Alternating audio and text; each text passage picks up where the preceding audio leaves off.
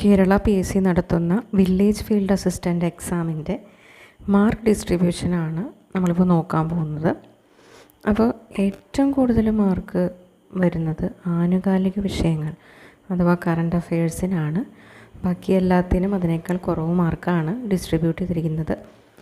ലഘുഗണിതവും മാനസിക ശേഷിയും നിരീക്ഷണ പാഠപരിശോധനയും പിന്നെ ജനറൽ ഇംഗ്ലീഷ്, പ്രാദേശിക ഭാഷകൾ ഇതിനെല്ലാം 10 മാർക്ക് വീതവും, ജീവശാസ്ത്രവും പൊതുജനാരോഗ്യവും എന്ന ടോപ്പിക്കിന് 6 മാർക്ക് വീതവുമാണ് ഡിസ്ട്രിബ്യൂഷൻ പിന്നീട് കൊടുത്തിട്ടുള്ളത്. ചരിത്രം, ഭൂമിശാസ്ത്രം, ധനതത്വശാസ്ത്രം, ഇന്ത്യൻ ഭരണഘടന, കേരളം, ഭരണവും ഭരണ സംവിധാനവും, കല, കായികം, സാഹിത്യം, സംസ്കാരം, സുപ്രധാന നിയമങ്ങൾ ഇവയെല്ലാത്തിനും കൊടുത്തിരിക്കുന്നത് 5 മാർക്ക് വീതമാണ്.